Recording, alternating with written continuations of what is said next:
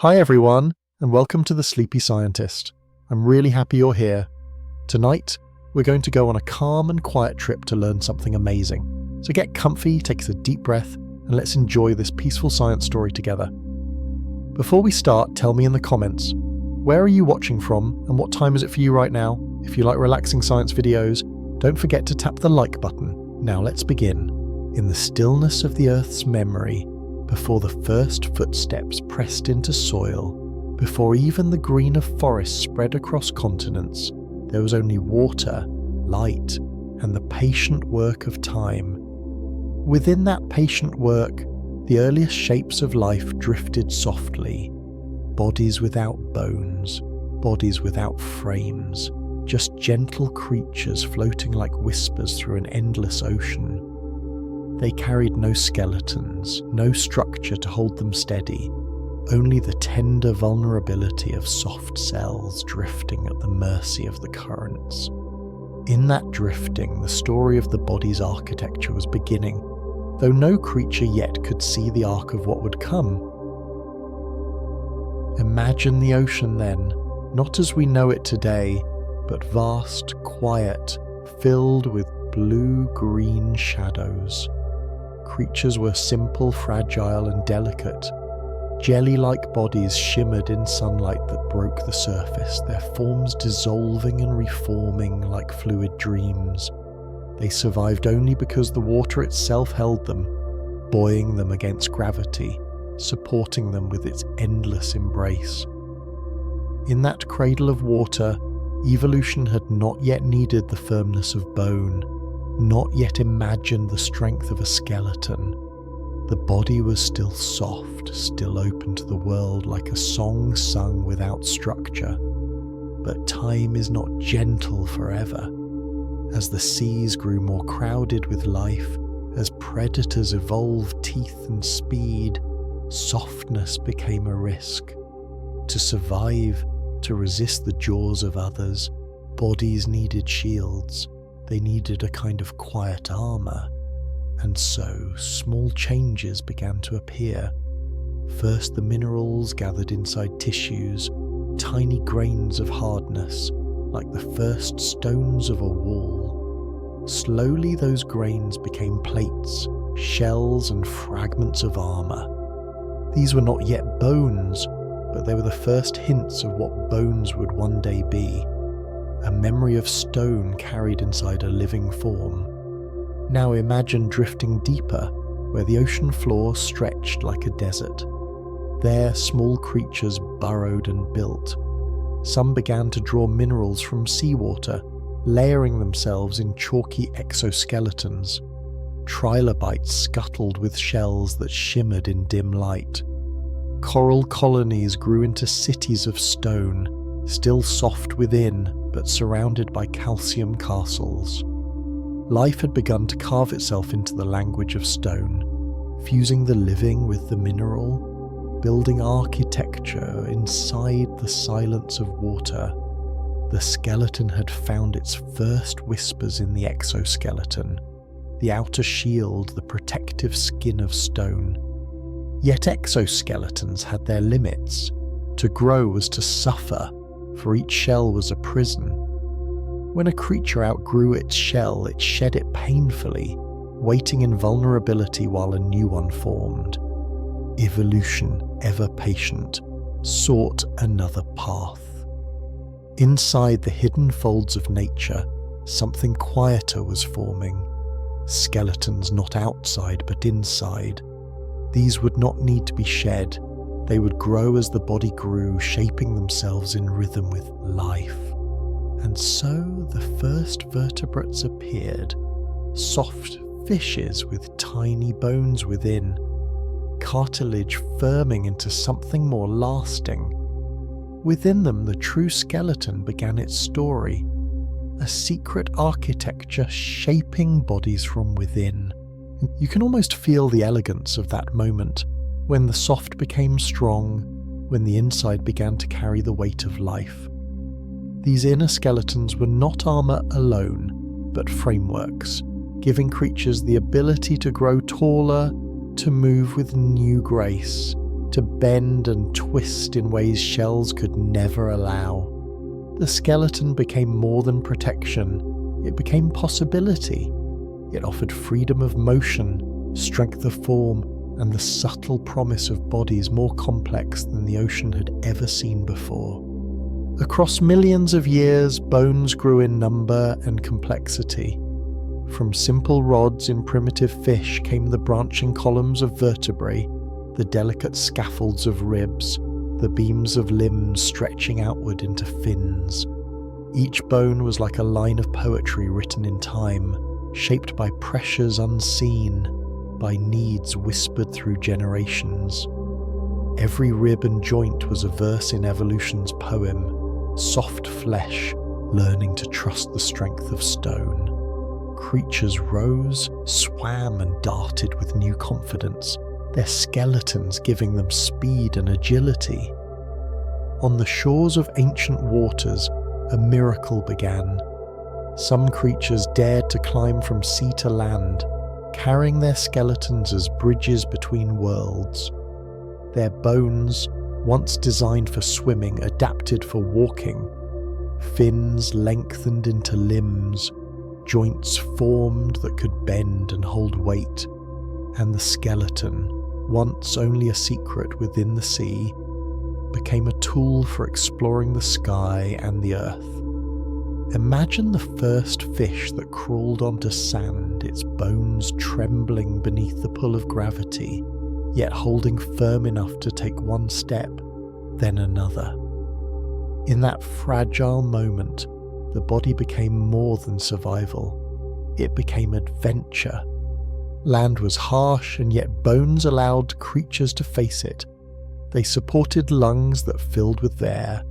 They carried muscles that lifted bodies against gravity, and they shielded organs from the weight of the world. Over generations, skeletons grew stronger, more intricate, spines curved like bridges, skulls thickened like fortresses, and legs stretched taller, carrying creatures farther. From those tentative steps came reptiles that thundered across plains, dinosaurs that towered into the sky, and mammals that carried warmth in their blood as they ran beneath the sun. Think of the human body now standing tall in the flow of time. Beneath the softness of skin, beneath the rivers of blood and the hum of thought, there is a cathedral of bone. 206 pillars and arches, shaped by millions of years, hold us steady, let us move, and protect the fragile life within. Each bone is an echo of ancient seas, of trilobites and coral, of fish that dared the shore. To stand upright is to carry the memory of all who came before, all who built the body with time and quiet persistence. As you breathe, as you stretch, as you rest your head on a pillow, the skeleton is always with you. Silent, strong, unnoticed, it holds the shape of your being. Evolution has written its poetry in calcium and marrow, and you are the latest verse.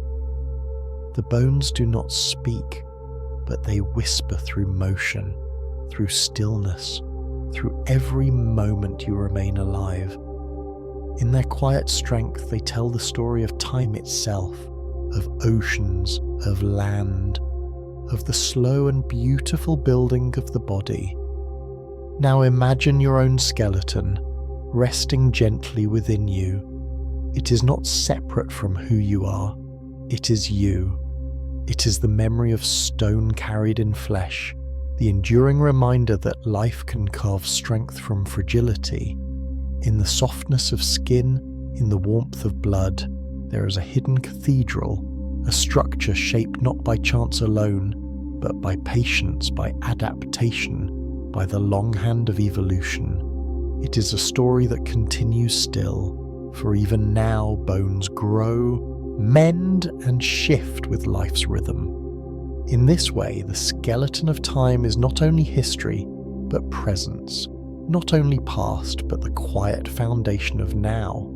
And as you drift deeper into thought, you can almost hear the bones humming softly, carrying the music of evolution in every breath, in every step, in every dream. The skeleton is not just a frame, it is a living archive, a quiet keeper of life's unfolding. Deep inside the marrow, where soft red tissue hums like an unseen engine, blood itself is born. Every drop you carry through your veins has been whispered into existence by the silent chambers of bone. It is strange to think that within something so hard and seemingly still, there is a secret river of life, always moving, always renewing. The skeleton, so steady and silent, hides within it a workshop of vitality, producing the cells that carry oxygen, fight illness, and heal wounds. It is as if the cathedral of bone was built not only to hold you upright, but also to breathe life into your blood. Now drift deeper, and you can see how each bone is a harmony of strength and lightness. They are not solid stone, but lattices of delicate beams, spongy interiors wrapped in strong outer walls.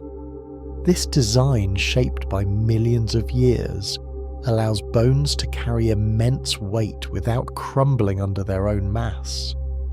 Imagine the elegance, columns of architecture designed by no architect, evolving in secret through the long patience of time.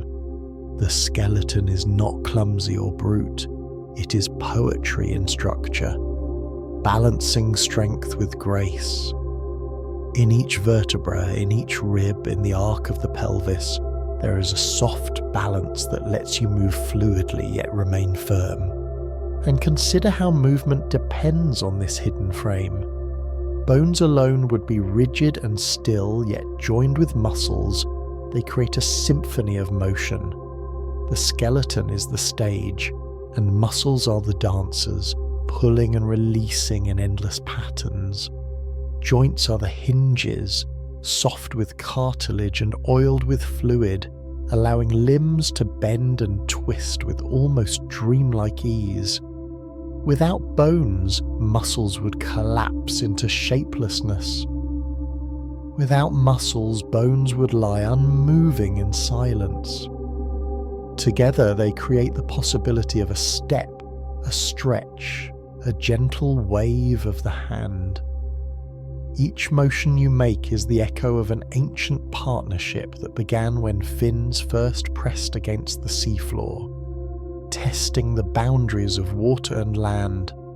When you walk, you carry a history that stretches back to the first vertebrate steps. The way your feet strike the ground, the way your spine absorbs the rhythm, the way your legs lift and swing, all of it is choreography written by generations of ancestors. Every joint is a signature of survival, every bone a story of adaptation. The knee, with its delicate yet powerful hinge, tells of creatures that learn to leap. The shoulder, with its wide rotation, recalls the ancient swimmers whose fins became arms. The skull, protecting the delicate organ of thought, holds within it echoes of both fish and primates, the slow layering of form upon form. Imagine tracing that story backward, bone by bone. You would find the curved spine of fish evolving into the upright column of mammals. You would find delicate bones in the ear, once part of reptilian jaws, reshaped to carry sound instead of bite. You would find the wings of birds branching from the same ancestral bones that gave rise to human arms. Evolution does not erase, it transforms, repurposes, refines. Bones are not just structures, but palimpsests, layers of old stories written beneath the new. To hold your hand up to the light is to see the shadows of ancient fins moving within your fingers. Even now, bones remember. They are sensitive to the pressures of your life, reshaping themselves quietly with each step you take, each weight you lift, each moment of stillness. Tiny cells within them are always at work, breaking down and rebuilding, adjusting to your needs. If you run, your bones strengthen, laying down more minerals. If you rest, they thin, conserving their energy. They are alive, responsive, adapting to the rhythms of your days. Evolution built this responsiveness into their very nature, ensuring that the skeleton is not a fixed cage, but a living, breathing partner. Let us pause with the spine, the central column of the body. It is not just a pillar, but a gentle curve, shaped to absorb shock, to let you bend and twist, to let you stand upright beneath the pull of gravity. Inside it runs the spinal cord, a river of nerves carrying signals from brain to body. The skeleton protects this delicate lifeline, wrapping it in bone like a secret scroll. Each vertebra is a guardian, each disc a cushion, making it possible for thought to travel swiftly from mind to muscle. In this way, the skeleton is not separate from thought or feeling, but intertwined, holding not just the shape of your body, but the pathways of your experience. Think also of the skull, the most intricate of bones. It is a puzzle of plates joined seamlessly, shielding the brain while leaving space for the senses. The hollows of the eye sockets cradle vision.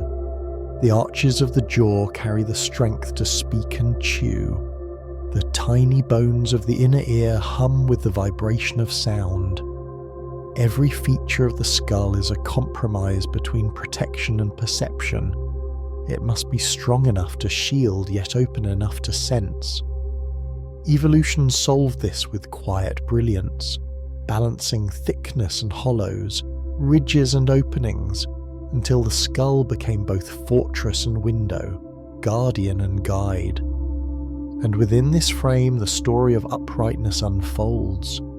To stand on two legs is to balance the entire body upon a narrow base, a feat few creatures achieve.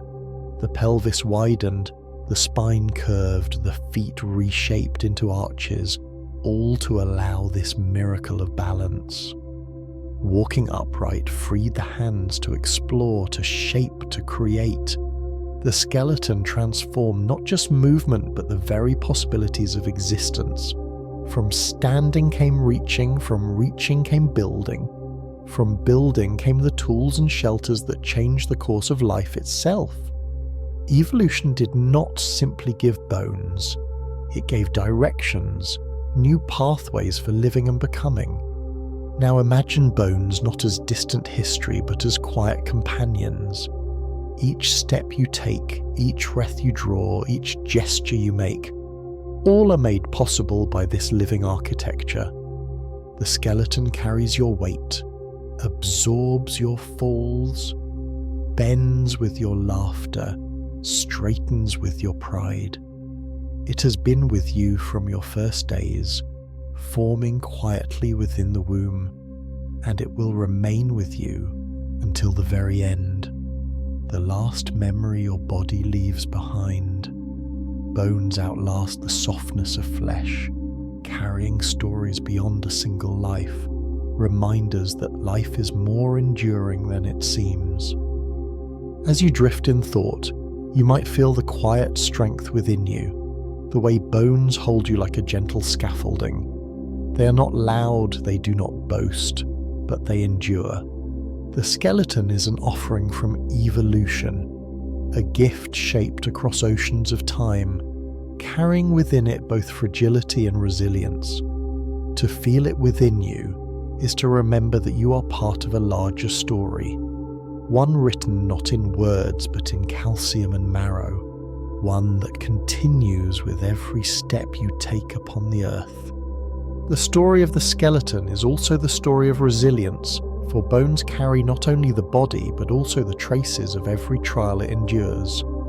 A fracture, once healed, leaves behind a line of memory, a scar within the structure that tells of both fragility and recovery.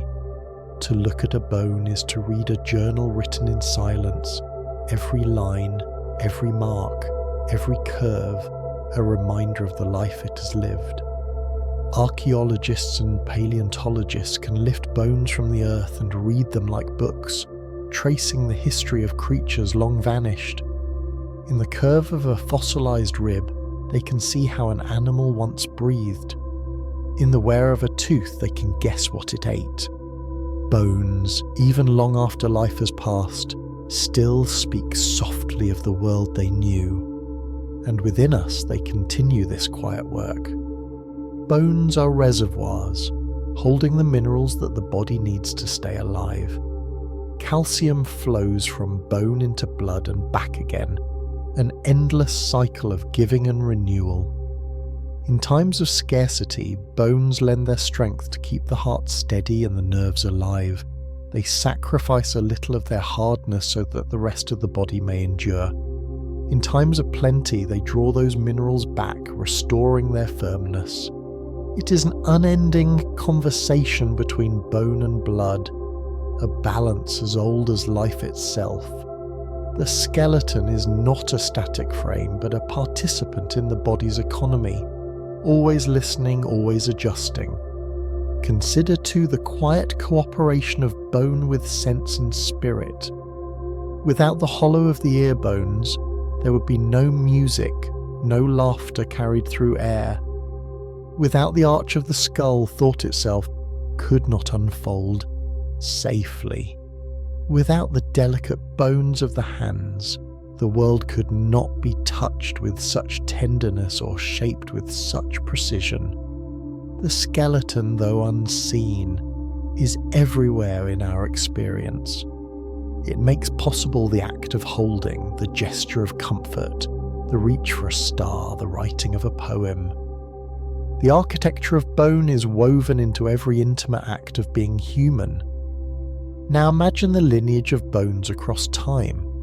In the fossils of ancient seas, in the bones of dinosaurs buried deep beneath stone, in the fragile remains of early humans, there is a thread connecting all who carried skeletons.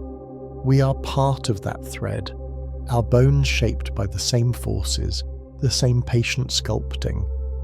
To know this is to feel both humility and wonder, that the bones within your body share ancestry with the bones of a whale, a bird, a lizard, a fish.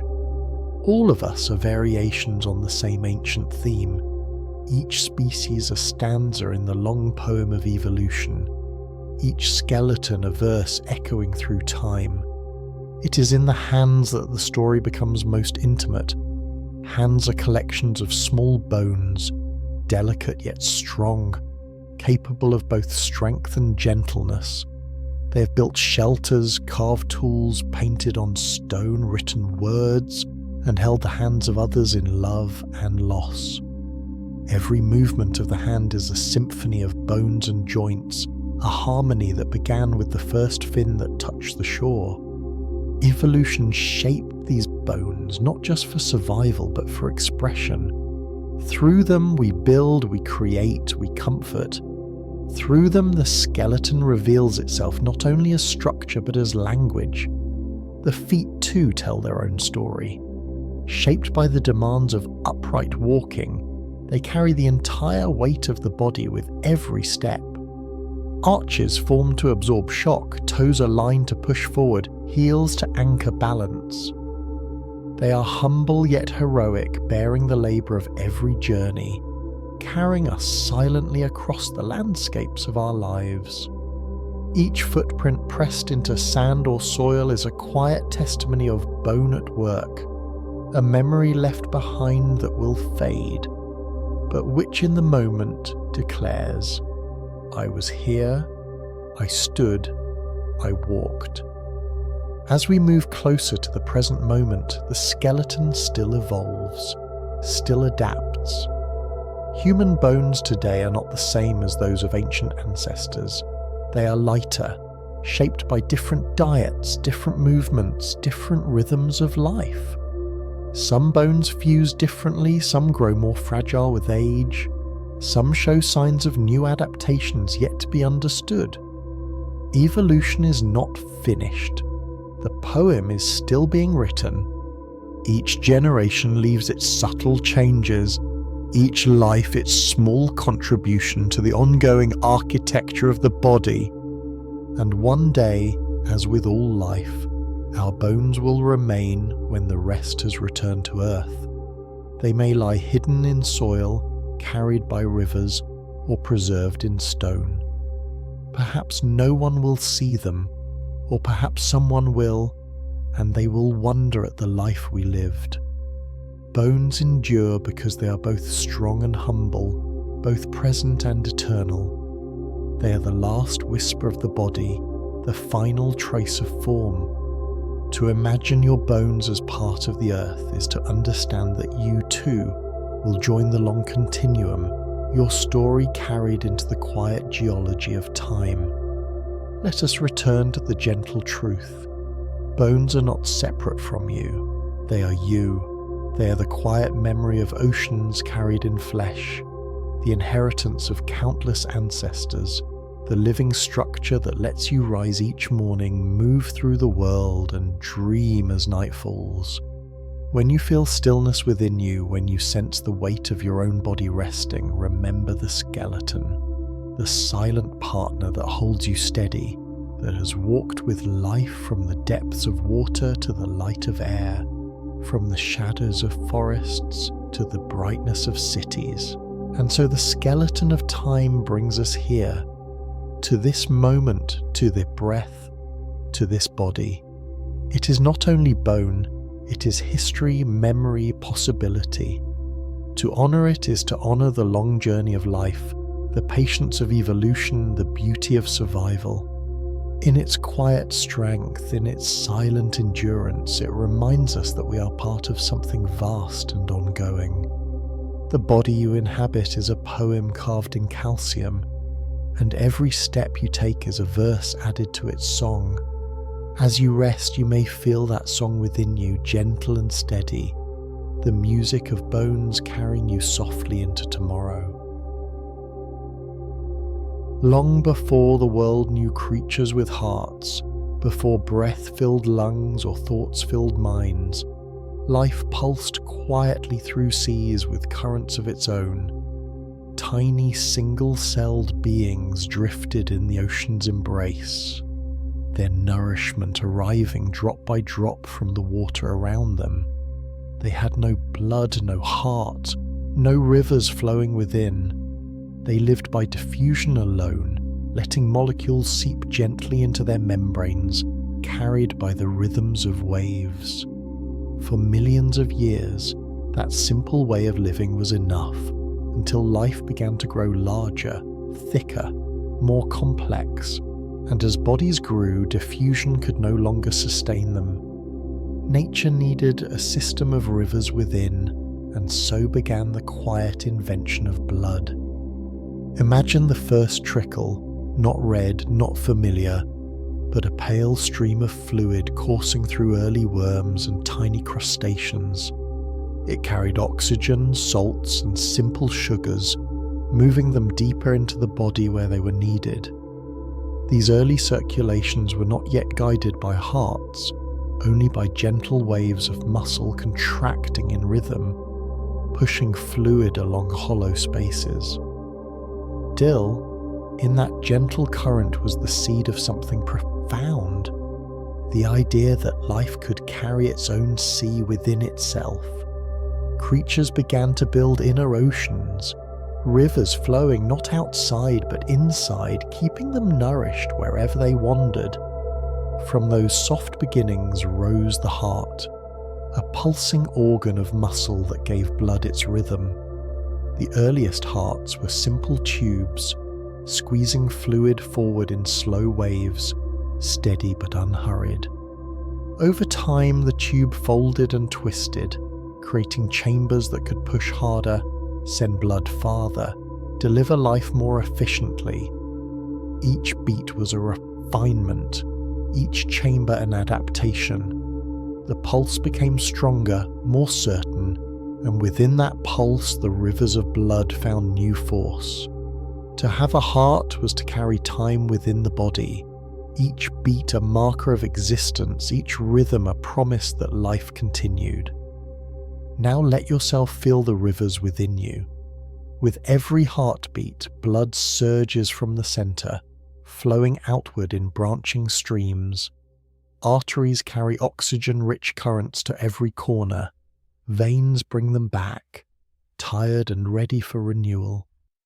Capillaries, fine as whispers, thread through tissues, delivering sustenance, collecting waste, ensuring every cell is touched by the ocean carried inside you. These vessels are not random, they are maps drawn carefully by evolution, guiding rivers to where they are most needed. In the fingertips, in the toes, in the delicate folds of the brain, blood finds its way, flowing with quiet persistence. The colour of this river is itself a story. Red because of hemoglobin, a molecule that cradles oxygen like a precious guest. Hemoglobin is iron's gift to life, an ancient collaboration between metal and flesh.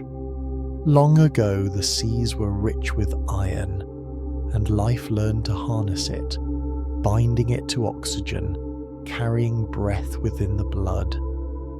That partnership has endured, shaping the very hue of our vitality.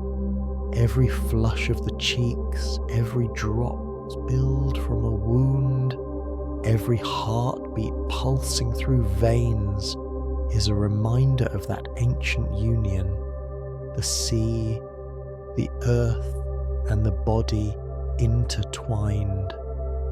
Consider too the way blood does more than carry. It heals. When skin is broken, platelets gather, forming a fragile net to stop the flow. Proteins weave themselves into threads, sealing the wound, knitting flesh back together. White cells surge forward, guardians that patrol the rivers, seeking intruders, defending the body. Blood is not passive, it is alive with vigilance. Within its currents swim both builders and defenders, a whole community of cells working together in silence. To think of blood is to think of more than red liquid. It is a living society, flowing ceaselessly, keeping you whole. And yet blood is also a messenger. Hormones drift in its currents, carrying instructions from one part of the body to another. A gland whispers into the bloodstream, and far away a cell hears the call and responds. The rivers of blood are not just transporters, but storytellers, weaving communication into every moment. Hunger, rest, growth, fear, all are written in chemical messages borne gently through these inner rivers. To have blood is to have an internal language, a conversation flowing constantly within, connecting mind, body, and spirit. Over the ages, evolution refined this system, shaping different hearts and circulations for different lives. Fish carry two-chambered hearts, simple and steady, their blood looping once through gills before flowing through the body. Amphibians, caught between water and land, evolved three chambers, blending streams of oxygenated and deoxygenated blood. Reptiles refined this further, their hearts stronger, their rivers more separated. And then birds and mammals arrived with four-chambered heart, perfected pumps that kept oxygen pure, sending it swiftly through warm, active bodies. Each new design was a response to life's demands, to swim, to crawl, to fly, to run. The heart adapted, and blood flowed more powerfully than before. The rivers of blood also shape the way we feel. The rush of adrenaline quickens the heart, flooding muscles with energy. The warmth of love or embarrassment flushes cheeks with sudden redness. The stillness of sleep slows the current, letting the body rest. Even emotions are tied to these inner flows, carried not only in the brain, but in the rhythm of the heart, in the tides of blood. To feel alive is to feel these rivers moving within you, to sense their surges and calms, to know that they mirror your joys, your fears, your dreams. And now, as you rest and listen inward, you might notice how constant it is. Even when you forget it, blood never forgets you. It flows through night and day, through every breath and every silence. It carries the memory of the seas where life began, the iron of the earth's crust, the rhythm of evolution's long patience. To be alive is to be a landscape with rivers inside, rivers that never dry, rivers that hold you gently in their currents until the very end.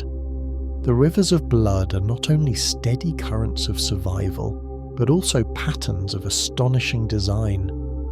If you could map your vessels, you would find a network so vast that it could stretch for thousands of miles if laid end to end. Tiny capillaries lace through every organ, every tissue, touching nearly every cell in the body. They are as fine as hair, yet as essential as air itself, weaving a lacework that connects the smallest corners of flesh to the powerful surge of the heart. To imagine this network is to picture a branching forest inside you, red streams flowing like sap, carrying life into every hidden leaf and root. Each beat of the heart is a wave sent through this forest. The sound of your pulse is not only a sound but a movement, pressure surging outward, rippling through arteries, felt in the wrist, in the neck, in the temple. That rhythm is both fragile and strong, a reminder that your body is timed not by clocks but by this steady drumming. Even in silence, even in sleep, the heart continues its quiet percussion. This rhythm is older than memory, older than humanity itself, a song begun when the first hearts beat in ancient seas. Every creature that has ever carried blood has carried some version of this same melody. Yet what makes blood more than a transporter is its adaptability. When you run, vessels widen, letting more flow into muscle. When you rest, they narrow, conserving energy. When you're cold, vessels in the skin shrink to keep warmth inside. When you're hot, they expand, releasing heat in a flush of sweat and warmth. This responsiveness is not commanded by thought, but by the silent intelligence of the body, tuned over millennia. Blood listens to the world and answers, adjusting to every demand without pause.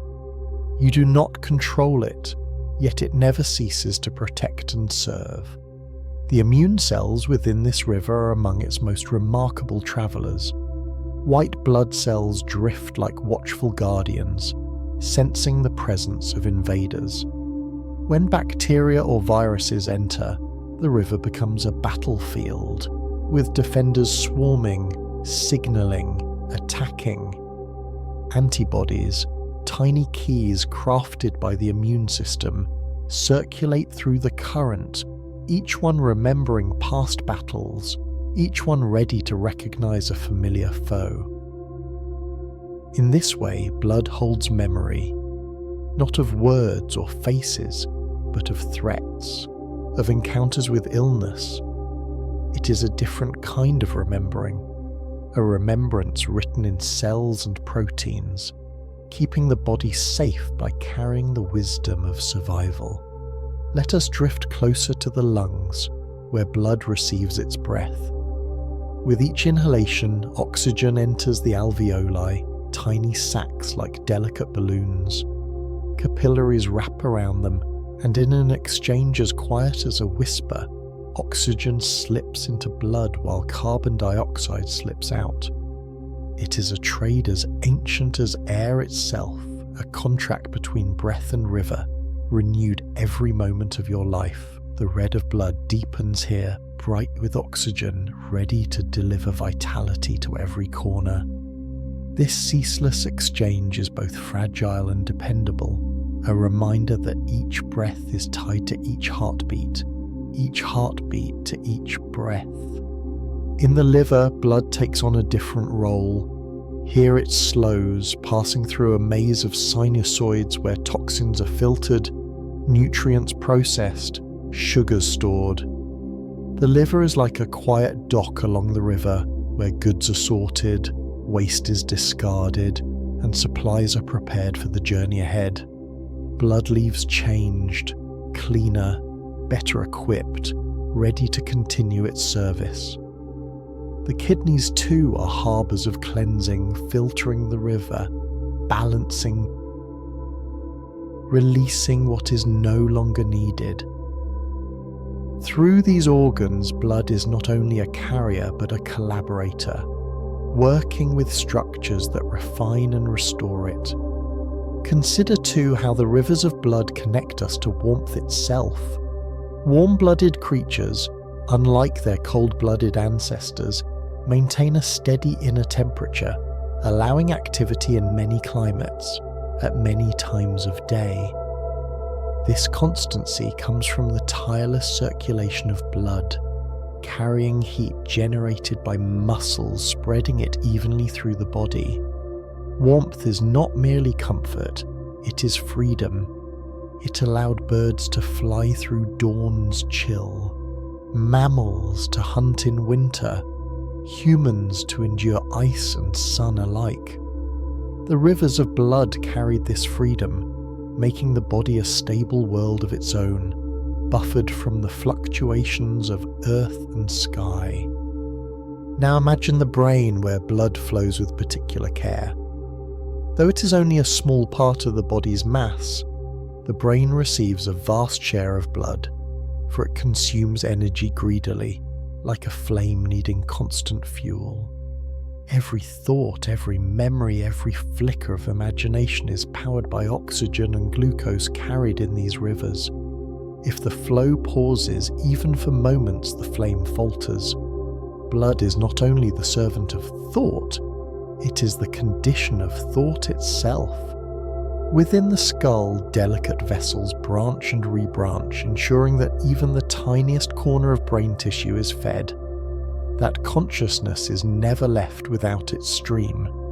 The poetic truth is that the rivers of blood carry both the immediate and the eternal. In every moment they deliver what is needed, sustain what is fragile, respond to what is urgent.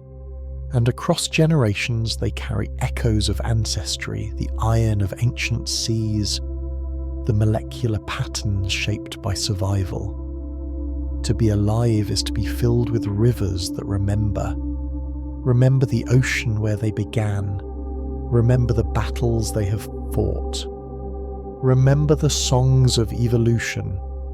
The body does not speak in words.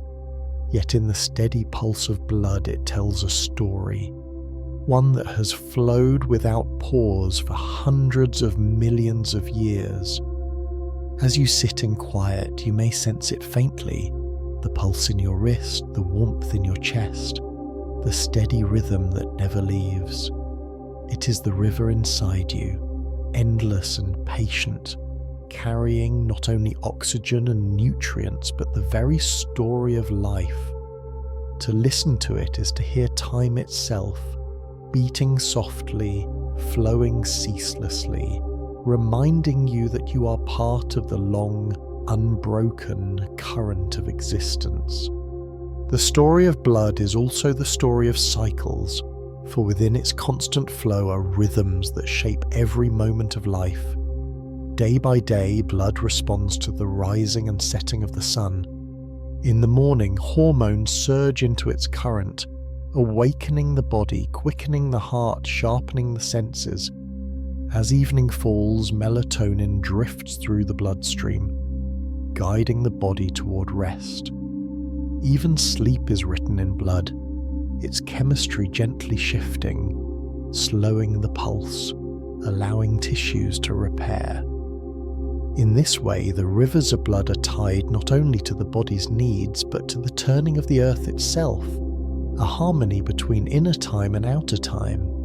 This river is also a teacher of balance. Too much or too little, too fast or too slow, and health falters. Blood pressure is the language of this balance, the gentle tension of flow against vessel walls. too high and vessels strain, too low and organs thirst for oxygen. The body listens constantly, adjusting vessels, altering beats, tuning chemistry. It is a quiet act of stewardship, a constant guardianship, keeping the river steady so that life may go on without interruption. You do not feel it most of the time, but it is there, a hidden equilibrium shaped by countless generations of survival. In times of injury, blood reveals another of its ancient gifts, the power to transform chaos into healing. When vessels break, the river does not simply spill away, it gathers itself, clotting, sealing, forming a barrier to protect the whole. What seems like a simple scab is a miracle of collaboration. Millions of platelets rushing to the breach, proteins weaving threads, tissue beginning to mend. It is as if the river itself knows how to stop its flow to preserve its course, a paradox of stillness within motion. Each healing is a reminder that the body carries within it not only the ability to endure, but also the wisdom to restore. Let us wander to the marrow, the hidden workshop deep inside bones. Here, blood is born again and again, in red cells that carry breath, in white cells that defend, in platelets that repair. Every second, millions are created, released into the rivers, ready to serve. Life does not simply preserve what it has, it renews endlessly. Blood is not a stagnant sea, but a fountain, always refreshed, always replenished. The marrow hums silently, unseen, yet it is one of the most vital centers of existence, a reminder that creation is happening within you, even as you sit still. Over ages, the rivers of blood have carried not only life, but also the traces of lineage. Within its currents, DNA floats, fragments of ancestry and identity. Blood carries the map of who you are, written in sequences of molecules, whispering of parents, of ancestors, of ancient migrations. To hold blood is to hold a story that stretches far beyond the self, connecting to generations before and generations to come. It is a thread not only of biology but of belonging, tying you to the vast tapestry of life on Earth. The rivers of blood are also the stage upon which emotions rise and fall. When fear comes, adrenaline floods the bloodstream, muscles tense, senses sharpen, heartbeats quicken.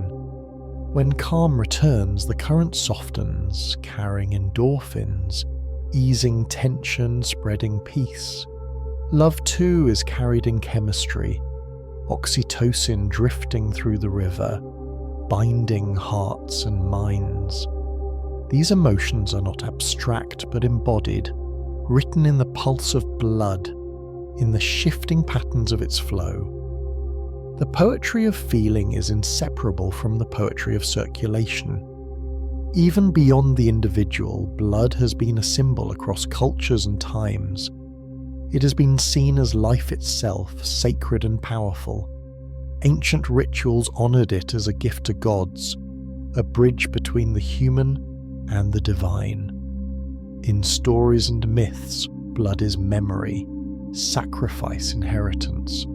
Science now reveals its functions, but the reverence remains, for even in knowing, we sense its mystery. The river inside us is both physical and symbolic, a current of life and meaning flowing together. Now imagine the quiet truth. Your rivers have flowed since before you were born, when your heart first fluttered in the womb. They will flow until your last breath, never resting, never pausing. And when your journey is complete, they will cease, but not before carrying you through every moment of your existence. Blood is both the beginning and the end, both constant and fleeting. Its story is your story, woven through every heartbeat, every step, every dream.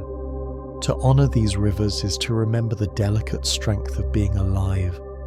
Each pulse is a gift, each flow a reminder that you are sustained by a system both ancient and ever new. The rivers of blood are within you now, quiet, steady, patient, holding you gently as you read, as you breathe, as you drift into thought, and as you rest. You may sense them, carrying you softly onward, a reminder that life is movement, life is flow, and within you flows the unbroken river of time itself. Long before lungs filled with air, long before voices spoke or songs were sung, the Earth's atmosphere was a different place. The skies were heavy with gases that could not sustain the kind of life we know today. The earliest creatures did not breathe as we do, for there was little oxygen to breathe. They lived by absorbing what they could from water, letting the world's chemistry seep through their membranes. Yet slowly, through the patient labour of tiny organisms, the air began to change. Cyanobacteria, small as dust motes, learned to use sunlight to split water and release oxygen. Their work was quiet but relentless, and over countless ages they transformed the sky, filling it with the invisible gift of breath. Imagine the vast oceans then, stretching endless and blue, with colonies of these microscopic beings drifting like green clouds beneath the surface. Each cell was a furnace of light, converting energy into life, releasing oxygen as a byproduct. To them, it was waste. To the future, it was possibility. The air slowly shifted, and oxygen accumulated. For millions of years, it thickened, until finally creatures could use it to fuel themselves more powerfully than ever before. Breathing was born not in lungs, but in the ancient work of these unseen ancestors who gave us the gift of an atmosphere rich enough to carry life into new form. As oxygen spread, evolution found new ways to capture it. Insects developed spiracles, tiny holes along their bodies that let air flow directly to tissues. Fish-shaped gills, delicate fans that pulled oxygen from water, threading it into blood. The invention of gills was revolutionary, turning water itself into breath. Imagine a shoal of ancient fish, their gills flickering softly, pulling life from the currents around them. With every flicker, the invisible element that once filled only the sky was drawn into bodies, feeding muscles, fueling motion, granting freedom to swim faster and farther. The ocean had become a place not only of drifting but of driven life. But the leap from water to land required something even more extraordinary. To breathe air directly meant crafting new organs, new systems. Early amphibians began this experiment, carrying primitive lungs alongside their gills. These lungs were simple sacs, not yet the intricate structures of today, but they allowed a gulp of air when water was scarce. Picture one of these creatures, lying on the muddy shore, its gills drying in the heat, its small lungs inflating with a laboured breath. In that fragile act, a new way of living was being written. To breathe air was to take the sky inside, to carry the atmosphere as part of oneself. Over generations, lungs became more complex. Their surfaces folded inward, creating more space for oxygen to slip into blood. Each fold was like a leaf, expanding the area for exchange, allowing more oxygen to enter with each breath. Mammals perfected this design with alveoli, tiny balloons numbering in the millions, each one a gateway between air and blood. Inhaling became not just survival but efficiency, a way to fuel warm bodies that burned energy quickly. Every breath was a tide, carrying oxygen in and letting carbon dioxide out, a constant rhythm as old as life on land itself. And the heart partnered with lungs, linking circulation to respiration in an elegant duet. Blood arrived at the lungs, hungry for oxygen, pressed against the thin walls of alveoli, exchanging its carbon dioxide for fresh breath. The rivers of blood and the rivers of air intertwined, each depending on the other, each renewing the other. To breathe was to refresh the bloodstream. To circulate was to carry breath to every cell. This union became the foundation of energy, motion, and thought. Without it, no muscle could move, no mind could imagine. Breath and blood became inseparable, two halves of one life-giving cycle. Breath also shaped the way bodies move and sound. The rise and fall of the chest, the rhythm of inhaling and exhaling, became not only physiological but expressive. From breath came voice as air vibrated through chords in the larynx, shaping sound into cries, calls, and eventually words. Each syllable you speak is a collaboration between lungs and vocal cords, between breath and intention. Singing, whispering, even laughter are extensions of the ancient act of breathing, reminders that the air filling your lungs is not only survival, but expression. Yet breath is more than mechanics. It is a rhythm that touches the mind. When you inhale deeply, your heartbeat slows, your body softens, your thoughts quiet. Breathing is tied to emotion, to presence, to awareness. It is both automatic and voluntary, both unconscious and conscious. You can forget it for hours, and yet you can also choose to hold it, to release it slowly, to shape it in meditation or speech. Few other systems of the body hold this duality, at once instinctive and intentional. It is this duality that has made breath a symbol across cultures, tied to spirit, to soul, to life itself.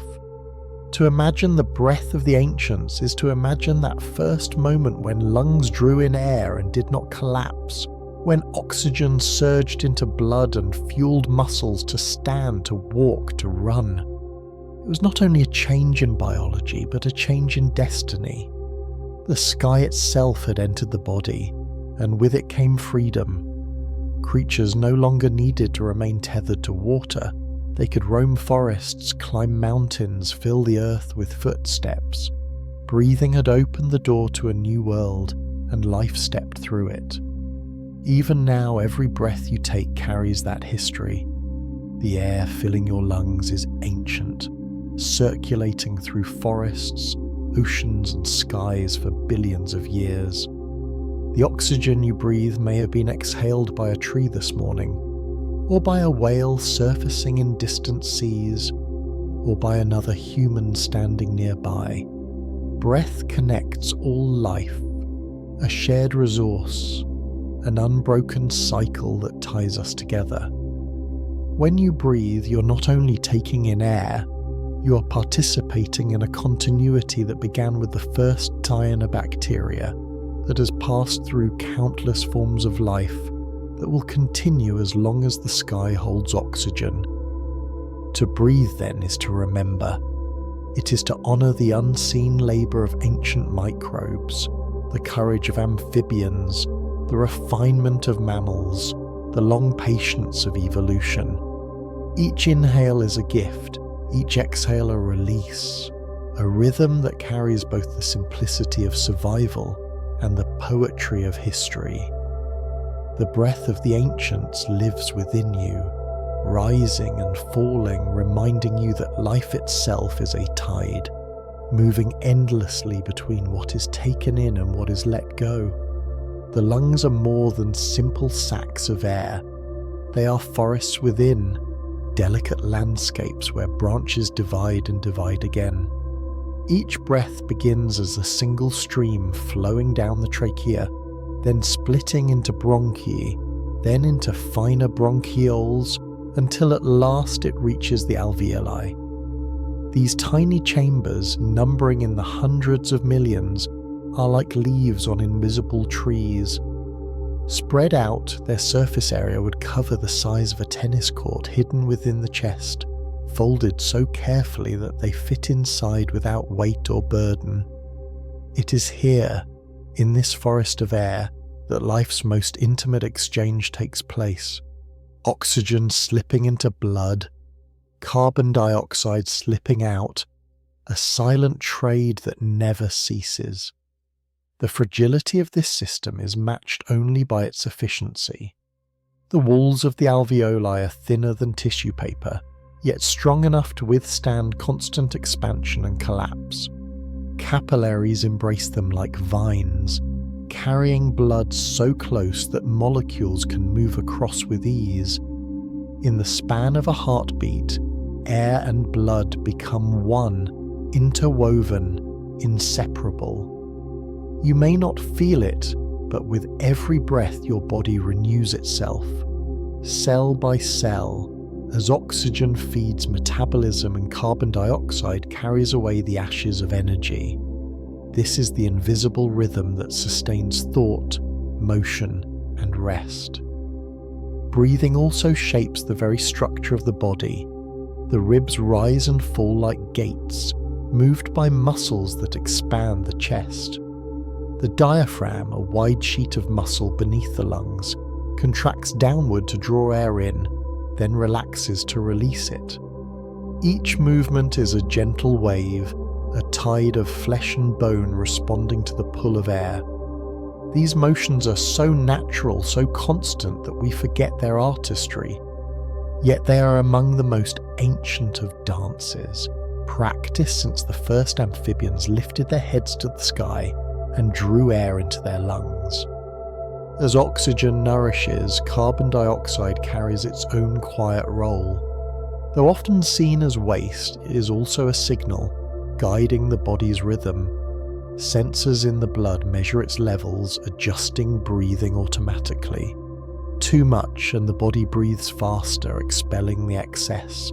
Too little and breath slow, conserving balance. In this way, breathing is self-regulating, tuned like an instrument to stay in harmony with the needs of life. The rhythm of breath is not random, it is a careful negotiation, a balance struck with every moment. Breath also binds us to the world around us. Every inhalation carries molecules of history, fragments of pollen, hints of ocean spray, echoes of forests. The air is not empty. It is filled with traces of Earth, with particles that once drifted across mountains, rivers, and seas. When you breathe, you take in the world, and when you exhale, you return part of yourself to it. Breathing is both individual and shared, both deeply personal and profoundly collective. No breath is entirely your own, and yet each one sustains you uniquely. Through breath, evolution unlocked new energies. With oxygen, cells could burn fuel more completely, releasing far more power than before. This allowed muscles to work harder, brains to grow larger, bodies to become warmer and more active. Oxygen became the spark that fueled complexity, allowing life to reach heights of motion and thought unimaginable without it. To breathe was to step into a new scale of existence, one where endurance, warmth, and imagination could flourish. And yet, for all its gifts, breath is vulnerable. Smoke, dust, pollution, all can scar the delicate alveoli, clogging the forest within. Diseases can stiffen lungs, making each breath an effort. Evolution built lungs for a world of cleaner air, and they still long for that simplicity. Even so, they endure, adapting, healing, expanding, contracting, hour after hour. Their resilience is quiet but profound, a testimony to the strength hidden in fragility. Breathing is also tied to emotion in ways no other system is. Fear shortens the breath, makes it shallow, quick. Calm lengthens it, deepens it, spreads it gently through the body. Joy often bursts forth in laughter, grief in sighs, anger in sharp exhales. In this way, breath mirrors the soul, reflecting inner states in its rhythm. It is the bridge between body and mind, between biology and spirit. Practices of meditation and prayer across cultures have long recognized this, using breath to calm, to focus, to connect.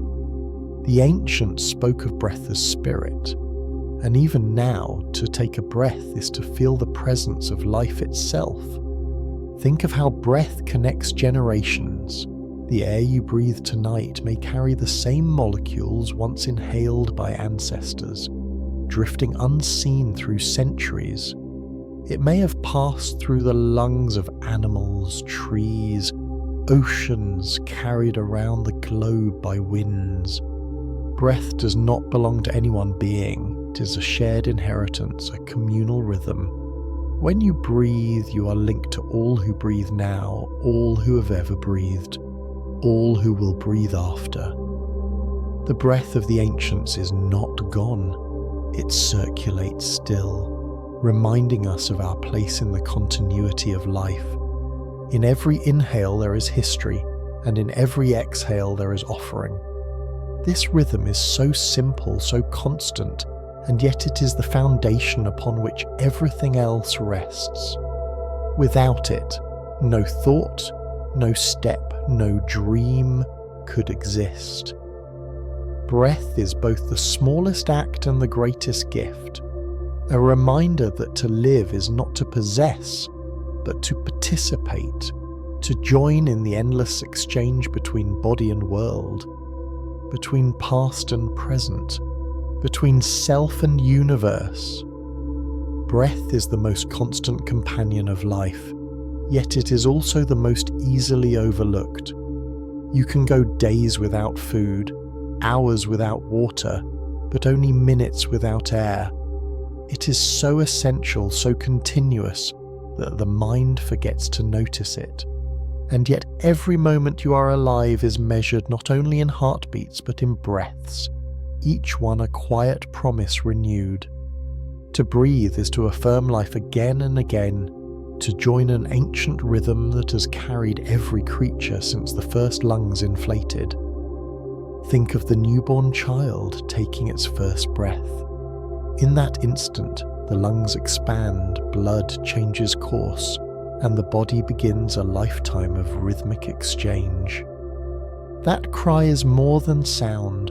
It is the declaration of air entering a body for the very first time. The final breath, too, is a declaration, a release back into the air from which life came. Between those two moments stretches a story told entirely in inhalations and exhalations, tides of air rising and falling, never ceasing, until the journey is complete. Evolution has left its traces in the way we breathe today. The hiccup, strange and involuntary, is a remnant of amphibian ancestors who used similar reflexes to gulp air through both gills and lungs. The sigh, long and deep, is not just emotion but physiology, a way of resetting the lungs, expanding alveoli that have grown still. Even yawns carry history, pulling in great draughts of air to stir the brain, perhaps an ancient mechanism for alertness. These small quirks are fossils of behaviour written not in stone but in breath, reminders that our lungs are shaped by a long lineage. Breathing is not the same for all creatures. Birds, for example, have lungs unlike ours, with air flowing in one continuous direction through parabronchi. This gives them efficiency far beyond mammals, allowing them to fly at great heights where oxygen is scarce. Whales and dolphins, returning to the sea, reshape their breathing into powerful, deliberate acts. They surface, fill their lungs in a single vast inhalation, then dive for minutes or even hours, carrying the sky inside them into the deep. Insects, reptiles, mammals, Each carries breath differently, yet all are bound by the same necessity, the constant exchange of gases, the invisible partnership with the atmosphere. For humans, breath has become more than survival, it is meaning. Across cultures, words for breath are tied to words for spirit, soul, and life force. In Sanskrit, prana is both breath and vital energy. In Hebrew, ruach means wind, breath, and spirit. In Greek, pneuma holds the same unity. Breath has always been seen as more than air. It is the unseen essence that animates flesh. To breathe deeply is to feel connection not only to the body but to the larger universe. To sense that each inhalation is borrowed from something vast. Each exhalation a gift returned. Breath is also a bridge between inner and outer worlds. When you inhale, you take in the atmosphere, the product of forests, oceans, winds. When you exhale, you release carbon dioxide, food for plants, fuel for ecosystems. Breathing ties you into cycles greater than yourself, into the circulation of carbon, oxygen, and life across the planet. Every forest is fed by your breath, and every tree in turn feeds your lungs. The partnership is quiet but enduring, a reminder that no creature breathes alone. There is poetry too in the silence of breath. When you pause, when you hold it, when you listen closely, you can sense the stillness within. Practices of meditation and prayer often begin here, with simple attention to the rise and fall of the chest. To follow the breath is to follow the present moment, to anchor yourself in the now. In this stillness, breath becomes more than physiology. It becomes awareness, a way of returning to the simplicity of being alive.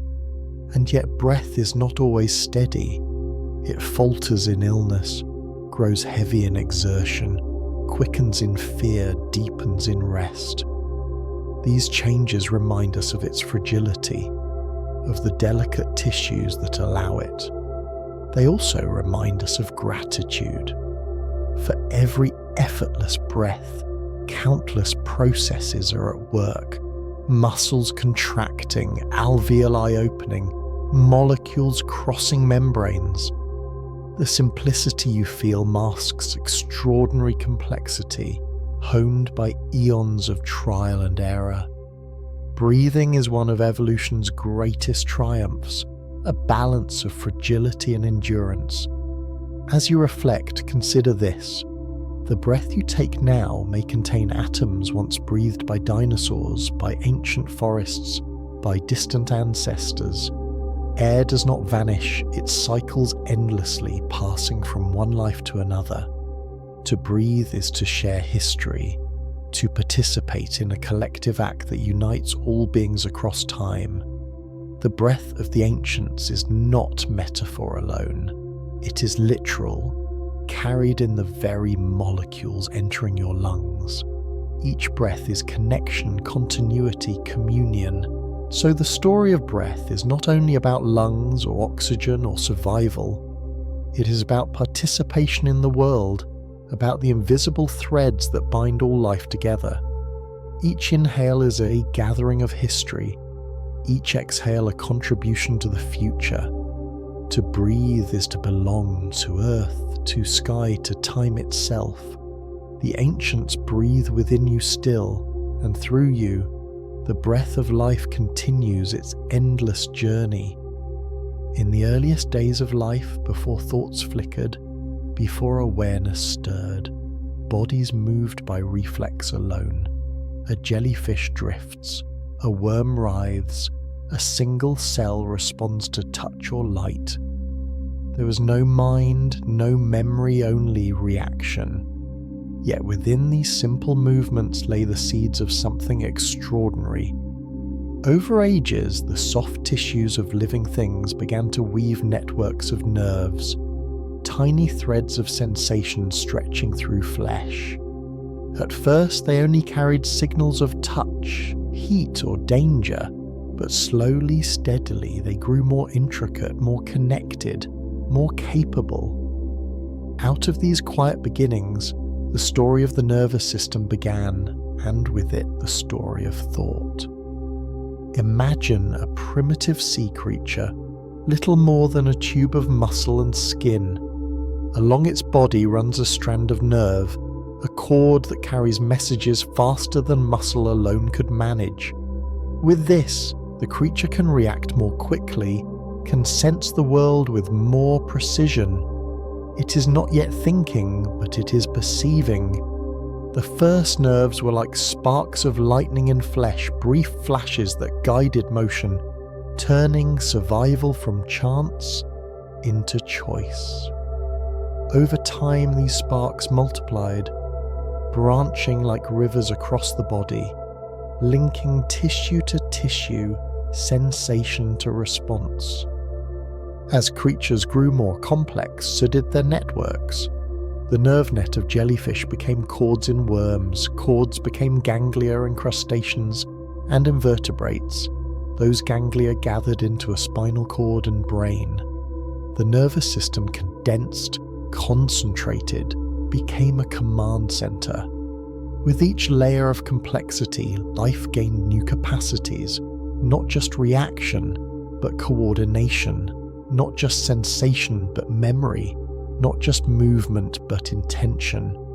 The soft flesh had learned to think, to plan, to dream. Evolution was shaping not just bodies, but awareness itself. At the heart of this transformation are neurons, the most remarkable of cells. Long and delicate, they stretch like threads, carrying electrical signals from one place to another. Some extend only millimeters. Others, like those running from the spine to the toes, reach over a meter. They speak not with words, but with pulses, tiny bursts of electricity leaping across gaps called synapses. Each pulse is quick, each leap brief, but when multiplied across billions of neurons, they create storms of activity, patterns that become perception, thought, and consciousness. The thinking flesh is a symphony of sparks, a harmony woven from silence. The earliest brains were small clusters of neurons guiding movement and sense. A fish's brain directs swimming, a frog's brain manages leaps and croaks. These are minds, but minds bound to the present moment, tethered to immediate needs. Yet with time came expansion. Reptiles developed larger brains for more complex behaviors, birds refined theirs for flight and song, and mammals grew still larger ones, capable of learning, memory, and social bonds. The mammalian brain brought warmth not only to the body but to thought, a capacity for flexibility, curiosity, and care. In humans, the brain became vast, folding in on itself to fit more surface into a small skull. The cortex bloomed, a sheet of neurons wrinkled like a crumpled map, each fold increasing its power. Within this maze, vision is processed, sounds interpreted, movements planned, language shaped. No single neuron knows what thought is, yet together they form an orchestra, creating meaning from rhythm, pattern from pulse. To think is to feel the silent dance of billions of cells, each one alive with electricity, each one contributing to the whole. But the nervous system is not only in the head, it stretches through the entire body, a living web. Sensations from skin, from muscles, from organs all flow back to the brain, where they are woven into awareness. The body and brain are not separate, they are one continuous conversation. When you feel fear, it is not only in your mind, but in your stomach, your chest, your breath. When you feel joy, your whole body joins, heart racing, skin tingling, muscles relaxing. The thinking flesh is not confined to the skull, it is everywhere, a unity of body and mind. Consider the spinal cord, that central highway of signals. It does not merely carry messages, it can act on its own, guiding reflexes faster than the brain can respond. Touch a flame, and your hand pulls back before you even feel the pain. The cord has spoken before the mind knew. This speed is survival, an ancient gift of the nervous system. It reminds us that thought is layered, some conscious, some unconscious, some instinctive. The nervous system carries all of it, from the smallest twitch to the deepest reflection. The senses too are woven into this tapestry. Eyes translate light into signals, ears turn vibration into meaning, skin detects texture and temperature, nose and tongue taste and smell the world. Each sense is a doorway, each one opened by the nervous system. To see a sunset, to hear a bird, to touch another's hand. All of these are miracles of neurons carrying signals, shaping them into awareness. The thinking flesh is not only thought but experience, not only analysis but wonder. And so, from simple nerve nets to the human mind, evolution has crafted one of its most intricate masterpieces. The nervous system is flesh that learned to speak with lightning, tissue that became thought, matter that became mind. To honour it is to honour the journey from reflex to reason, from sensation to song, from silence to self. The thinking flesh is not separate from us. It is us, the quiet miracle that lets the universe look upon itself and wonder. If we look closer into the thinking flesh, we find a world of electricity and chemistry combined. Every neuron is like a tiny wire, carrying pulses of voltage along its length. When the signal reaches the end, it does not leap blindly but releases molecules, neurotransmitters, into the narrow space of the synapse. These molecules drift across and bind to the next cell, sparking a new pulse, a new current. In this way, neurons speak to one another, not in words but in bursts of electricity and waves of chemistry. The nervous system is less like a machine and more like a living forest, signals branching, flowing, crossing, each one part of an unseen conversation. The brain's architecture reflects this forest. In the limbic system, deep within, emotions are kindled of fear, joy, desire, memory. In the cerebellum, movement is refined, balance maintained, coordination polished like the rhythm of a dance. In the cerebral cortex, thought rises into abstraction, language, imagination, and reflection. Each region is specialized, yet none works alone. Fibers thread them together, highways of white matter carrying messages at astonishing speed. The whole brain is a network of networks, layered and interlaced, a universe folded within the skull. But the nervous system does not only process the world, it also reshapes itself through experience. This is neuroplasticity, the ability of neurons to forge new connections, to strengthen or weaken bonds, to adapt to change. When you learn something new, when you practice a skill, when you remember a song, your brain rewires itself, physically altering its pathways. No thought is fleeting in its effect. Each one leaves traces in the flesh, however small. The mind is not fixed but fluid. All was sculpted by the life it encounters.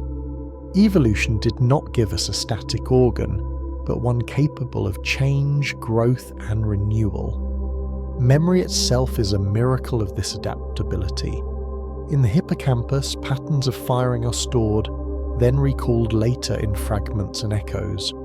To remember a face, a place, a word is to awaken a specific pattern of neurons to replay an old symphony of sparks. These patterns are fragile but persistent, capable of lasting decades.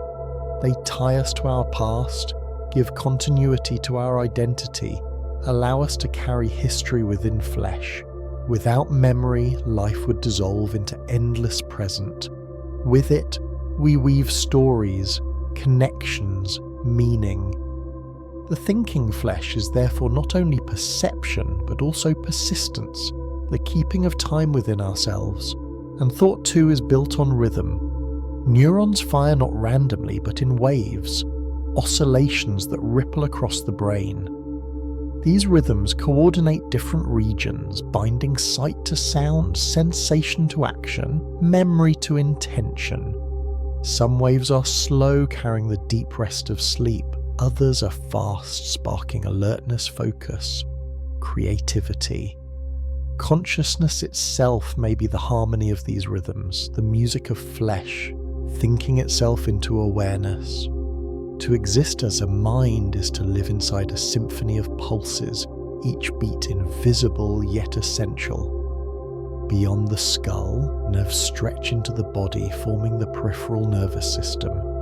They branch into limbs, skin, organs, carrying sensation inward and commands outward. Touch a surface and nerves carry its texture to the brain. Decide to move, and nerves carry signals back to muscles. But these nerves also act in quiet ways we rarely notice. The autonomic system regulates heartbeat, digestion glands the dilation of pupils. It is divided into two branches, the sympathetic, which readies the body for action, and the parasympathetic, which calms it for rest. Together they balance life, shifting us between alertness and repose, danger and safety. The gut, too, has its own nervous system, so rich and complex it is often called the second brain. Millions of neurons line the intestines, guiding digestion, interacting with microbes, sending signals that influence mood and thought. The brain and gut speak constantly through nerves and chemicals, an ancient dialogue that ties body to mind in ways still being uncovered. The feeling of a gut instinct is more than metaphor. It is biology, a whisper from the nervous system's other half. The thinking flesh is distributed, not centralized. It exists wherever neurons spark, wherever tissues converse in silence. Even senses we think we understand hold layers of mystery.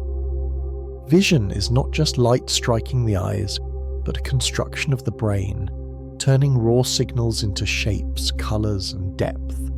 Hearing is not merely vibration, but the translation of waves into meaning, into language and music. Pain is not simply damage, but a perception shaped by context, memory, even expectation. The nervous system interprets as much as it perceives, weaving the raw world into an experienced world. In this way, the thinking flesh is not a passive receiver but an active creator, building reality from sensation. Evolution sculpted this system with care. Squids and octopuses, though distant from us, evolved their own vast nervous systems, capable of problem-solving, camouflage, even play. Their minds remind us that thought is not limited to one form, that nervous systems across the tree of life have found different ways to bring awareness into the world. Our own lineage is one branch among many, one story of flesh learning to think.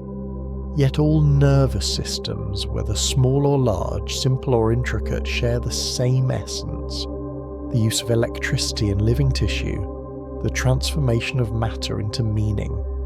And so the nervous system is more than an organ. It is the living expression of connection.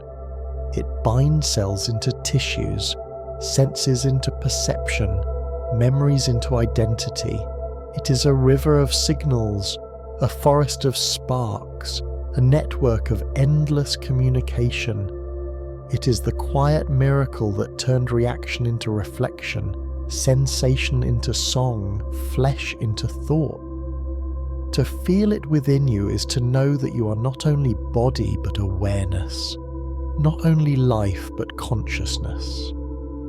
The thinking flesh is the story of the universe looking inward, seeing itself, and wondering softly at its own existence. The nervous system is not only a web of signals within the body, it is also the root of imagination, creativity, and meaning. Out of pulses of electricity arise art, music, language, and love. No other system of the body produces poetry or wonder. Only the thinking flesh gives rise to thoughts that stretch beyond survival. This is its quiet brilliance. It allows life not only to endure but to dream, to picture the stars, to wonder about time, to feel awe at beauty, all are woven from tissue shaped by evolution's hand. Matter became mind, and mind became meaning. Consciousness itself is perhaps the most mysterious gift of the nervous system. Billions of neurons fire, and somehow from their interactions, awareness emerges. No single neuron knows who you are, yet together they create the sense of self. This self is fragile, shifting, influenced by memory and sensation, yet it feels continuous. To be aware is to carry the illusion of permanence in a stream of signals, to feel identity within the flow of sparks. The thinking flesh does not merely control a body, it creates the very idea of a person. Sleep reveals another face of the nervous system. Each night as the body rests, the brain hums with its own cycles. Dreams arise, blending fragments of memory, emotion, and imagination. The nervous system does not shut down in sleep. It reorganizes, repairs, and restores. Neurons replay patterns, strengthening connections, pruning what is no longer needed. To dream is to witness the brain working on itself, weaving stories from scattered sparks. These dreams are not accidents, but echoes of processes essential to learning, memory, and balance. The thinking flesh is never silent. Even in slumber, it continues its work. Emotion flows through nerves like a second language. Signals from the amygdala ignite fear or pleasure. The prefrontal cortex moderates, reflects, plans. The nervous system makes feeling immediate and thought deliberate, weaving them together in a single experience.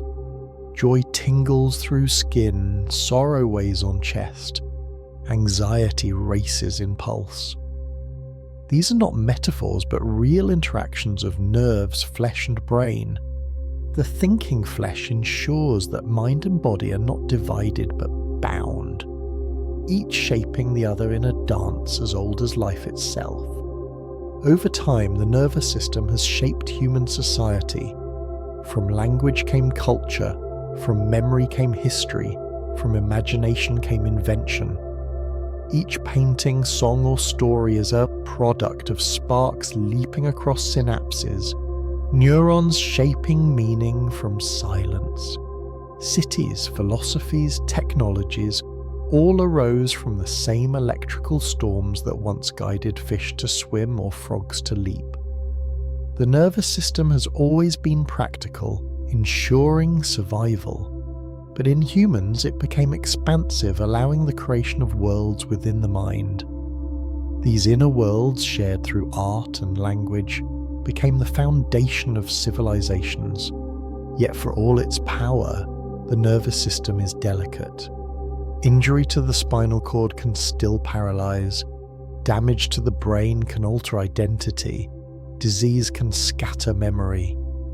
Evolution gave us a masterpiece, but it is a fragile one, vulnerable to time and accident. And yet, even here, there is resilience. Nerves sometimes regrow, brain sometimes reroute functions, Plasticity allows for adaptation. The thinking flesh, though delicate, carries within it seeds of repair, a capacity to endure despite its fragility. In reflecting on the nervous system, we see how it mirrors the larger story of life. From simple beginnings arose staggering complexity. From reflex came thought.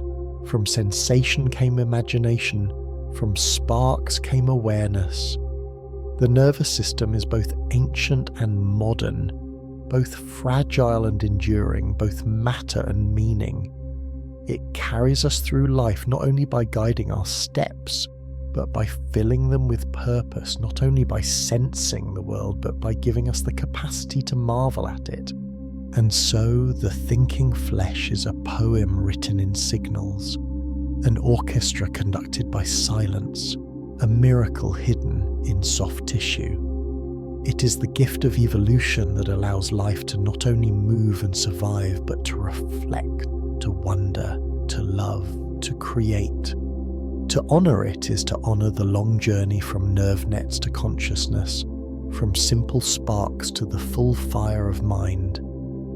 As you rest, as you drift in thought, you may feel its quiet hum within you, the endless pulses that make you who you are.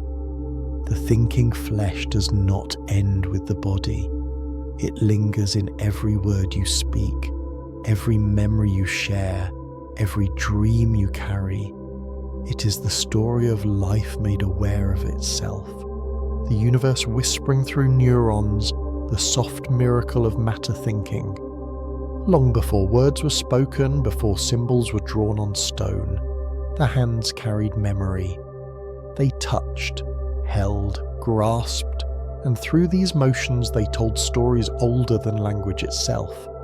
Imagine the first creature whose fins slowly changed into limbs, whose digits pressed into soft earth, leaving impressions that vanished with the tide. Those impressions were not yet writing, but they were records, brief, fragile but real. The hands, once tools for crawling and climbing, began to transform into instruments of memory, keeping the body's story in every motion, every grasp, every release. Evolution gave hands not simply to hold, but to shape. Bones lengthened and spread, muscles refined their strength, nerves multiplied to carry the delicate signals of touch. With opposable thumbs, the hand gained precision, the ability to pinch, to hold tools, to make faur, to carve symbols. Each advancement was more than adaptation, it was a way of remembering. A tool once shaped carried knowledge into the future. A fire once kindled carried warmth and security into the night. The hand was not only flesh and bone, it was a vessel for continuity. The skin of the hand is one of the most sensitive landscapes in the body. Tiny receptors lie just beneath the surface, each attuned to pressure, vibration, texture, and temperature. With a single touch, the hand can read surfaces more finely than the eye can see. Through this sense, the world becomes knowable, memories stored not only in the brain but in the body. The feel of bark, the warmth of another's palm, the smoothness of stone, all are imprinted in the nervous system, remembered not only as information but as experience. Hands recall through sensation, carrying histories written in contact. Think of early humans striking flint, sparks flying from stone. The knowledge of how to strike at just the right angle, with just the right force, was not written in words but carried in muscles and nerves. Generations learned by watching, imitating, practicing, passing memory from hand to hand. These were lessons of survival but also of culture. Carvings on cave walls, the first painted images, were acts of hands remembering, recording hunts, rituals. In pigment and stone, memory extended beyond the body, made visible and lasting through touch. The hand's memory is also in gesture. Long before speech, hands spoke in movements, pointing, beckoning, shaping meaning in the air. A raised hand could warn of danger, a gentle hand could offer comfort, clasped hands could signal unity. These silent languages still remain, carried across cultures, understood without translation. The hands remember how to speak without words, how to carry emotion in movement. Even today, our gestures echo ancient needs, our hands unconsciously expressing what our voices cannot. As societies grew, hands built them. They stacked stones into shelters, tied fibers into nets, sowed seeds into soil. Every village, every city, every monument was built first in the imagination, but made real only through hands. In this way, the memory of labour is written into landscapes. Fields ploughed, walls raised, vessels crafted, each carries the trace of hands long gone, their touch enduring in the world they shaped. Hands have always been both personal and collective, carrying individual skill, but building shared memory. The brain and the hands share an intimate partnership. A vast portion of the motor cortex is devoted to controlling fingers and thumbs, reflecting their importance. The hand sensitivity also sends rich streams of information back to the brain, shaping how we perceive and act. This constant feedback loop makes the hand an extension of thought itself. To imagine something is often to imagine what the hand could do with it, to draw, to shape, to lift. The mind remembers through the body, and the body remembers through the hand. Hands also carry memory through time in the objects they leave behind. Tools buried in soil, statues carved from stone, manuscripts written on fragile pages. Each one is a hand's gesture made durable. To touch these objects today is to touch the memory of those who made them, to feel across centuries the continuity of human experience. The hands that held a brush in a cave, a chisel in a temple, or a pen on parchment are gone, yet their memory remains in the work they left behind. Hands are not only instruments of the present, but bridges to the past. Consider too the intimacy of the hand in human connection.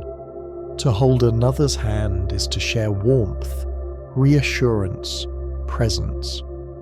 It is a gesture older than words, one that carries memory of safety and belonging from infancy to old age.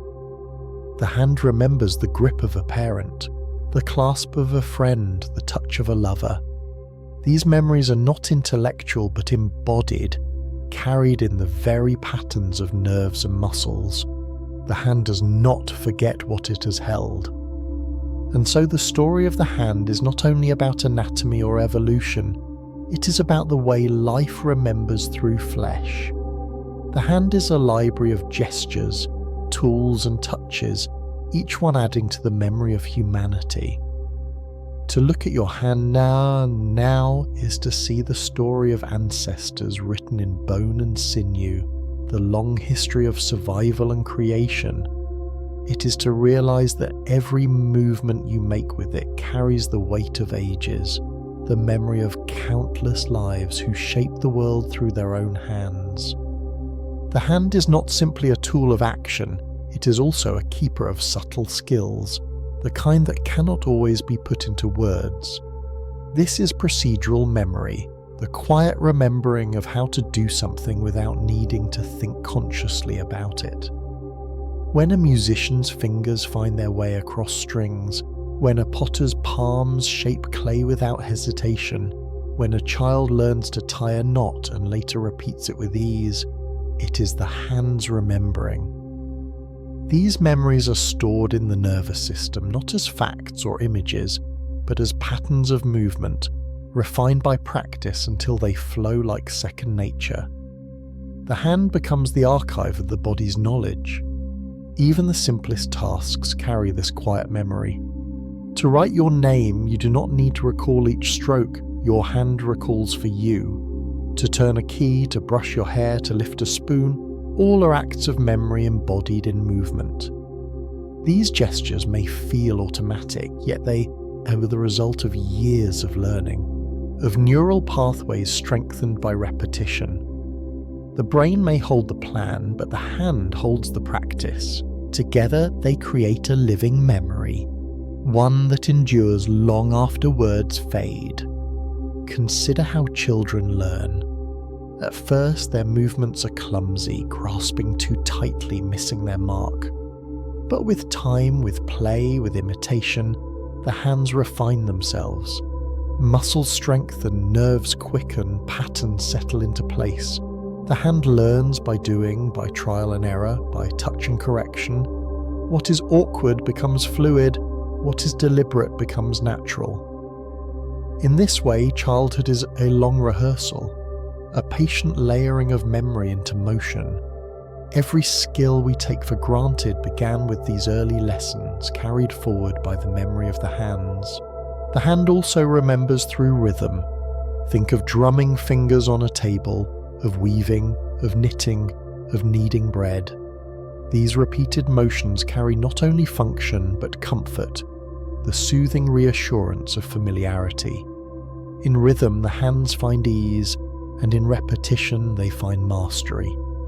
Cultures across the world have recognized this, turning handwork into ritual. Beads slipping through fingers in prayer, knots tied in ropes for record-keeping, looms weaving patterns for generations. All are ways the hands have kept memory alive, passing it from one life to the next. And beyond skill, the hands hold memory of touch itself. The body carries what it has felt, the texture of wood polished smooth, the softness of fabric worn thin, the warmth of fire, the coolness of stone. These sensations are stored in layers, not as images but as feelings, ready to be recalled in an instant. To touch a familiar object is to awaken its memory, to feel not only what it is, but what it has meant in the past. The hand is a bridge between present and past, linking the moment of touch with the history of touching.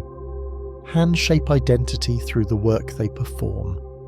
A farmer's hands remember the soil, their skin etched by labour, their muscles trained to sow and harvest. An artisan's hands remember tools, their motions precise and patient, carrying generations of craft. A healer's hands remember care, the gentle press, the steady hold, the quiet reassurance of presence. Each life writes itself into the hands, leaving marks and habits that endure long after other memories fade. To look at a hand is to see a biography written not in words but in lines and scars, in calluses and grace. The memory of the hands is also collective. Skills passed through teaching become shared inheritance. A weaving pattern preserved in motion, a recipe carried in the gestures of stirring and shaping, a dance remembered in the placement of feet and arms. All of these are forms of cultural memory. Even when languages vanish, the memory of hands often endures, preserved in practices, in traditions, in the unspoken knowledge of how to shape, to build, to hold. Through the hands, culture lives in flesh as well as in story. Think too of how hands write. With ink, with chalk, with brush or pen, hands translate thought into form. Writing is memory externalized, but the act itself is stored in the body. The flow of handwriting is as personal as a fingerprint, a memory unique to each person, carried in muscle and nerve. Even when words are forgotten, the shape of letters may remain in the hand's memory, guiding the pen across paper almost unconsciously. Writing is not only communication but a physical ritual. the hands remembering how to give language its visible shape. The hand's memory stretches even into silence.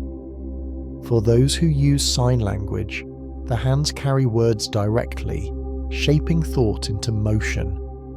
Entire conversations flow through gestures, rich with nuance, layered with meaning. This is memory in purest form, hands holding language, transmitting it without sound. Sign languages remind us that thought and communication do not depend solely on the voice. The hands, with their agility and grace, are just as capable of carrying meaning. In this way, the hands are not only tools of work, but also tools of speech, remembering and expressing in their own fluent way. And in the quiet moments, when hands are still, memory remains. The hand at rest is not empty. It carries the residue of all it has done, all it has held. Its shape, its posture, its feel are products of years of use. The hand is always remembering, even when motion ceases, even when silence falls. It is a living archive of touch and action, of culture and craft, of comfort and care. To reflect on the hands is to reflect on how deeply the body remembers, how memory is not confined to the brain but woven into the very fabric of flesh.